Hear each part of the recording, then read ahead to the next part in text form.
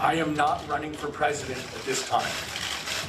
Instead, I'm strengthening my commitment to need to impeach in 2019 until the House starts impeachment proceedings or Mr. Trump resigns. That's how we will define success. That was billionaire activist Tom Steyer back in January. This week, he became the 25th Democrat to announce a campaign for president in 2020. Joins us right now. So what changed? You said that unless impeachment proceeding starts or Donald Trump resigned, you weren't going to run, but you're running and neither one of those things happened. Look, in January, I said I wasn't going to run at that time because I felt I had an obligation to push impeachment. I'm continuing to fund Need to Impeach. I believe that in January we had 6 million people who'd signed. Now we have 8 million. And I believe we've won the argument. But in the Wait a minute. ensuing... How can you say you've won the argument? If you look at the polls, and Nate Silver referred to this, 59% of Americans say they oppose impeachment.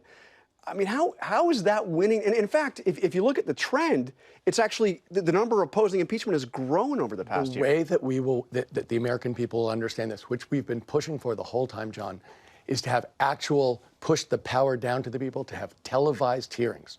In the last 6.5 months, we've had one televised hearing, which was Michael Cohen back in February.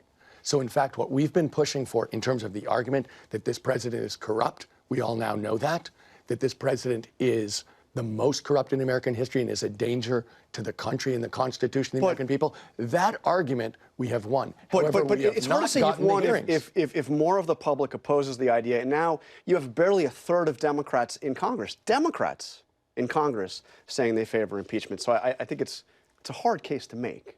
I don't think so. You've won the argument. Every time we do research, what we see is Americans don't know the facts, that when we present them the facts very simply, they all say the same thing. I didn't know this. He's a liar and a cheat. If I did that, I'd be in jail. The only way to actually push this the right way is what we've been saying, actual democracy. Get it on TV, let the American people see the facts, and let them judge. That hasn't happened, and it's a failure of government because it could have. Okay, let's get to your campaign. You've been in less than a week, and you've already received quite a bit of criticism from your now competitors. Let's take a look at some of it. Governor Steve Bullock said you shouldn't have to be a billionaire to run for president. Actually, Amy Klobuchar said the same thing just a few minutes ago. Elizabeth Warren said we need our candidates to compete, to have the best ideas, not just write themselves the biggest check. And then Bernie Sanders says billionaires trying to buy political power is nothing new, but it is tiring no matter what the political party. So what is your response to this criticism? Very simply, we have a broken government. It's been corrupted by corporate money. We need to push the power back to the American people, retake the democracy. And I've been doing that successfully from the outside for 10 years. If you look at my record, I've been taking on the oil companies directly. I've been taking on the tobacco companies directly. I've been taking on the drug companies and winning. And I've also set up the biggest grassroots organization in the United States, Next Gen, to organize people around the country to win elections. And I've got more than 8 million people who've signed NTI. So the question is, if we're going to take back this democracy, is someone going to lead it who's successfully done it from the outside, or a bunch of people from Washington, D.C., the insiders, going to reform the government that is failing the American people and that everybody knows has failed? So let's face it, the biggest thing you have going for you, though, is you're saying you're going to spend more than $100 million. To get in the debates, you're going to also need to raise money. I mean, not because you need the money to spend on your campaign, but you need 130,000 donors. So are you going to be out there asking people to give money to your campaign? Absolutely. I know I need those donations, so of course we are. But the real question here, John, is going to be, do I have a vision and an explanation for what's wrong that's practical? Instead of talking about 19 different policy issues and the nuances of those, there's a real question in front of the American people, which is the government is failing. Not which Green New Deal is the best, not which health care proposal is the best, but how are we going to get any Green New Deal, any health care proposal in a government that's controlled by corporate money? Well, some would say you'd be better off putting your money into winning Senate seats because you're not going to get anywhere without a Republican Senate. Some have said you're better off doing voter registration stuff. I mean, you could spend that $100 million a lot of other ways than your own campaign. You know, John, It's interesting that you say that, since we're the people who registered the most voters in the United States. Yeah, so why not redouble that effort? We are doing that. I've guaranteed that I'll continue doing all the grassroots work we've been doing. Okay. And so when you say we should do that, the answer is thank you very much. We've done that. We're the people who have been doing that, and I've guaranteed that I'd continue doing it. Now, you mentioned going after the coal and fossil fuel companies, and there's no doubt that you've put a lot of money into that effort over the last few years. But your old hedge fund, the one you started, invested millions of dollars reportedly in coal mines and power plants in Indonesia, China, Australia. You basically built your fortune, did you not, in part through fossil fuels? Look, in our business, we invested in every part of the economy, including fossil fuels. When I realized what a threat this was, that it was to our environment and to the people of the United States and people around the world, I changed.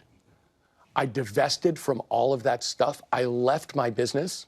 I took the giving pledge to give my money to good causes, and I'm asking every American to do exactly what I did. Okay, what I did was wait a deal minute. with the information, and I've been pushing hard on climate change for over 10 years.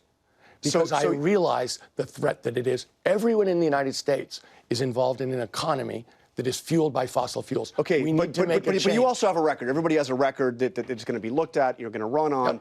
Yep. And I understand you sold your investments off in those fossil fuel companies. But the New York Times reported that the coal-related projects your firm bankrolled will generate tens of millions of tons of carbon pollution for years, if not decades, to come.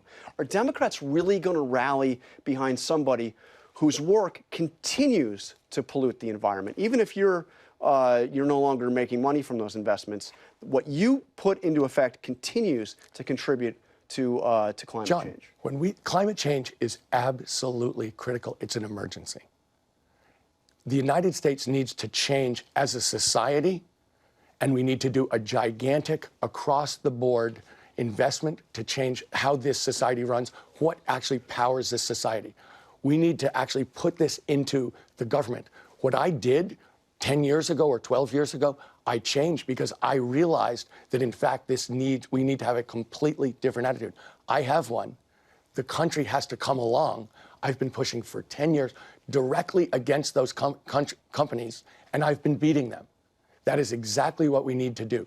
Make a change, address those companies that dominate our politics, that don't let us do any of the things we need to do and win. And that's what I've been doing from the outside for 10 years successfully. All right, Tom Steyer, thank you for joining us on This Week. We look forward to seeing you out on the campaign trail. John, nice to see you.